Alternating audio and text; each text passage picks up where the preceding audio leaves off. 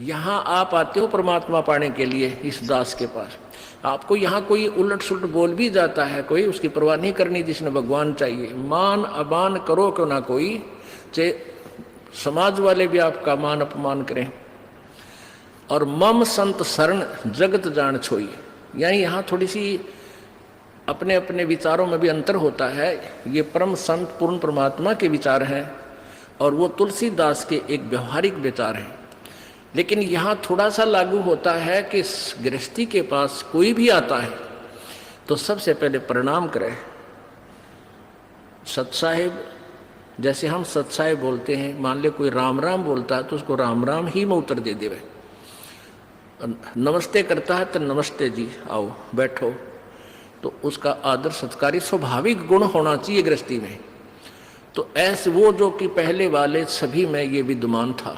तो राजा जनक खड़े हो गए सिंहासन छोड़कर जब एक ऋषि जी उनके द्वार पर आए, साधु वेशभूषा वाले, और अलग से एक गद्दा तख्त सूचा साफ तक बना रखे, क्योंकि ऋषि लोग आते जाते रहते थे संतों के पास, राजाओं के पास, तो उनके लिए अलग आसन बनवा रखे थे, अच्छे कपड़े स्वच्छ धोकर रखा करते थे।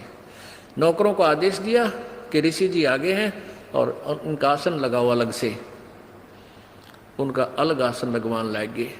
ऋषि जी सुखदेव नौकानो नीचे बैठ गया वहीं पर। तो राजा जनक दौड़कर निकट आए, महाराज यहाँ ना बैठो, महाराज मेरा अपमान ना करो, अपमान ना करो, यहाँ बैठो। उन्होंने बोला नहीं मैं यहीं बैठूंगा। तो राजा जनक कहने लगे भाई ऐसी मेरे से क्या गलती होगी, आप रुष्ट हो ऋषि जी? कि नहीं। फिर बैठे बैठे सारी कहानी सुना दी कि मैं आपको गुरु बनाने आया हूँ और आज मैं ऊपर नहीं बैठ सकता। अब सूत्रे दिन आ गए, नरमा गया तो भगवान के निकट आ गया। सुखदेव ऋषि बोला कि, और राजा जनक कहने लगे महाराज मेरा क्यों मजाक उड़ाओ, आप तो जन दुनिया को ज्ञान देने वाले, और सूर्य को दीपक क्या दिखाऊंगा मैं।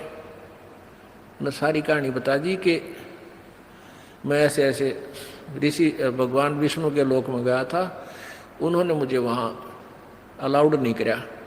उन्होंने कहा कि मैं आपको गुरु बनाऊं, फिर भक्ति करूं, तब मैं स्वर्ग जाऊंगा, मुझे स्वर्ग जाना है। फिर राजा जनक के जचगी भाई इब तक मैं ठीक बोलता दिखा है। कहने लगा ठीक है महाराज, मैं सुबह नहा धो के स्नान करके सुबह नाम दूंगा तेरे को।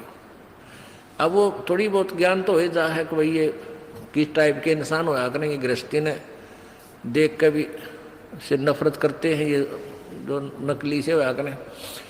इसकी सारी फड़काड़नी चाहा था, परीक्षा भी लेना चाहा था।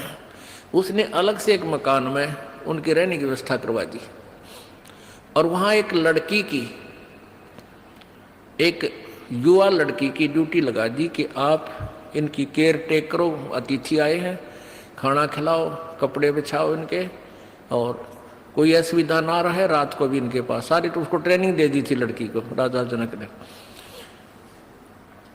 अब सुखदेव ऋषि अपना आसन पर लेट गया, खाट पे चारपाई पर जो तख्त लगा रखा था। वो लड़की रात्रि के समय जाकर के उसके तख्त पर बैठ गई। सुखदेव ऋषि ने पैर पीछे को कर लिए, वो और निकट आ गई। वो थोड़ा सा और आगे को सरका, वो और निकट हुई तो उठ कर दूर खड़ा हो गया। कहने लगा बहन तू बाहर चली जा। वह लड़की बाहर आ गई। राजा जनक ने पूछा कि क्या क्रिया रही बेटी, कैसा है ये ऋषि जी? ने बोली जी ऋषि जी पक्का है, ऐसे ऐसे मैं बेड पर बैठी आपके आदेश अनुसार। तो इसने सारी ऐसे ऐसी क्रिया बताई, खड़ा हो गया और बाद में बोला बेटी बहन बाहर चली जा। तो बोला ठीक है। अब क्या हुआ कि वो उसका नीचे बिछा दिया कपड़ा, जैसे दरी वरी जो बिछा, वो बैठ गया भगत की तरह और कहने लगे बैठ जा ऋषि जी, अब मैं तुझे उपदेश दूंगा, पहले मैं नहा लूं, स्नान कर लेता हूं। अब गरीबदास जी ने अपनी वाणी में लिखा है कि राजा जनक के हजारों की संख्या में रानियां थी, पत्नी थी। उनमें से एक पटरानी होती है, जो सबसे पहले जो शादी की जाती है उसको पटरानी बोलते हैं, मुख्य पत्नी। बड़ी सुशील, अच्छी भक्ति करने वाली, साध्वी टाइप थी। उसको कहा राजा जनक ने कि मैं नहाऊंगा, और पानी गर्म करा, बता दिया था सारा, उसको ट्रेनिंग दे दी थी। वहीं पर जहाँ इस पहले बड़े बड़े दरवाजे होते थे, वहीं इधर सुखदेव ऋषि बैठा और इस साइड में लगा का चूल्हा ईंटा का, और ऊपर धर दिया पतीला और नीचे बाल दिए लकड़, सूखी लकड़, और पानी न्यो उबला जो कर चाय बनाया करें, बनाते उबला करें। और राजा जनक का वहीं साथ में नहाने के लिए पाटड़ा डाल दिया, और राजा जनक वहां नहाने के लिए विराजमान हो गया, धोती बांध के। और वो रानी जो पटरानी थी उसकी, वो लोटा भरे उस उबलते जल में थे, चूल्हे वाले पन्नों का पतीला ऊपर रखा है, और राजा जनक की चोटी में घेरे रास गेला नवावे, और वो पानी राजा जनक पर डाल रानी तो, और सुखदेव नो है जलेगा भी। अब वो पानी उस पर गिरे, सुखदेव पीछे नो है। अब राजा जनक देख रहा, अगर ऋषि जी की कैरियर सलोरी है।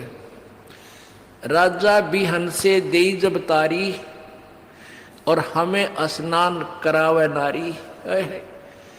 राजा हंसा, और जब वो न्यो उकड़ू है ना, तब राजा ने कहा कि सुखदेव ऋषि आप एक बार व्यास के बेटे, तो अपने आप को ऋषि माने फिरे था, बाल ब्रह्मचारी कहे था, और हम तो गृहस्थी हैं बाल। और आजा जो मेरे नहाने के बाद जो पानी गटर में जा रहा है, जो नाली के अंदर से पानी बह रहा है, तो इसमें हाथ दे दे व्यास के बेटा, जब जानो तो किसा भगत है, अपने आप में ऋषि बना फिरा था। वो निकट आया, नो बोला मैं ना दूं, मेरी तो सारी उंगली जल जाए, इतना गर्म है यो। मैं इस नहाने के बाद जो जल जाता है वो 50% कम हो जाता है गर्म, और उसके बाद भी नो कहे मैं ना दूं, मैं सारा जल जाऊं, दूर बैठ गया जाके। तब राजा भी हंसा, जोरता हंसा, और ताली बजाई, नो हथेली पीटी, और हमें स्नान करावे नारी। अरे तू इतनी दूर तो जलन हो रहा यार, नवावे जिसने तू एक हे मान रहा था अपनी दृष्टि में, औरत तो देखनी भी नहीं, शकल भी नहीं देखनी, अरे या तेरे से अच्छी भक्ति करे, इसके हाथ भी ना जलते। और ऐसा योग कमाया पूता बेटा, यो के इतना भक्ति करी, के साधना की, और क्या हुआ जो इंद्री धूता। अरे इस क्या हो गया, तन इंद्रियों को काबू करने की चेष्टा कर रही है, इनके खच्चम खच्चा हो रहा। इंद्री कर्म लगाओ किसके, जैसे जिव्या लेप नहीं मधुरस के। नालायक इस इंद्रियां का के दोष है भाई, इन तू रोके बैठा। अब जीभ के शहद लगा दे, 1 सेकंड में टेस्ट करके नीचे न कर देगी, जीभ का निशान भी ना पाओ मत होगा। तो इंद्रियां का कर्म नहीं लगे, तेरे मन के कर्म लगेंगे, और मन में दोष आए बिना रह नहीं सकता बेटा, ते तो कितनी बात बना दे। या वो भी जान गया भाई मन तो दुष्ट है, तो 1 मिनट में करा के बूंदी सोच जा, फिर सेकंड में कुछ और सोच ले। तो कहते हैं इंद्री कर्म लगाओगे किसके, जिव्या लेप नहीं बदुरस के। काफी ज्ञान दिया, फिर समझाया उसको। फिर क्या बताया कि रात्रि के समय ये लड़की तेरे बेड पर बैठी, और तेरी क्या स्थिति थी, क्यों डर गया, या कोई खावा थी तेरे को, तेरे में ज्ञान नहीं, विवेक नहीं, अगर तू आत्म तत्व में भी नहीं है, परमात्मा के निकट कहाँ, तो बहुत देर की बात है। योगी पुरुष आत्म तत्व में आ जाते हैं, स्त्री और पुरुष की आत्मा में उन्हें भिन्नता नजर नहीं आती। अगर तू थोड़ा बहुत आत्म तत्व में भी आ रहा होता, तो भी तेरे अंदर ये शुक्र पैदा ना होती, और बैठ जाता, कहता जा बेटी बैठ, आओ भाई बैठो, बात परमात्मा की चर्चा शुरू करता, उसको ज्ञान सुनाने लग जाता। अब पे दोष खत्म था, तेरे अंदर दोष था, इसलिए तू सुकड़ा इसता। एक बार सांग देखने चले गए 2 जने, एक तो पहले जाता था, एक पहली बार गया था, और वो लड़के उस समय लड़कियों का ही रोल बना के और मेल फीमेल का रोल करा करते हैं। तो नाच रहे थे, कोई गा रहा था, अच्छे सुसज्जित कपड़े मेकअप कर रखी थी। तो पहली बार जो लड़का गया था वो ने कहा दूसरे, देख के सुंदर लड़की, देख किसा बढ़िया नाच है, वो दूसरा बोला लड़की को ना, ये लड़का है, उसका ना जच्ची आवाज ना तने नहीं बेरा। वो फिर शाम के समय जब वो वहाँ अपना समांग करके वो ड्रामा पूरा करके जब जहाँ वो रुके थे किसी चौपाल में वहाँ गए, वो पहले जो सत्संग सुन जिसने वो सांग देख रखे थे वो अपने साथी को लेकर वहाँ चला गया।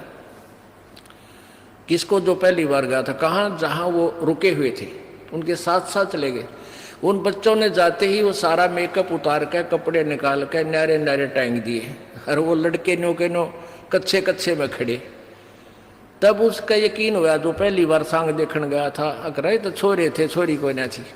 अब अगले दिन जब वो सांग देखने गया, वो नाचा भी था वो लड़का और लड़की का मेकअप भी था, पर उसने लड़की नजर नहीं आई थी, वो लड़का दिखा था। तो ऐसे ही जब आत्मज्ञान में भी होता सुखदेव, तू तने लड़की नहीं दिखा, तुझा ड्रामा कर रहा था बेटा, अपना कल्याण करा ले। बोलो सतगुरुदेव।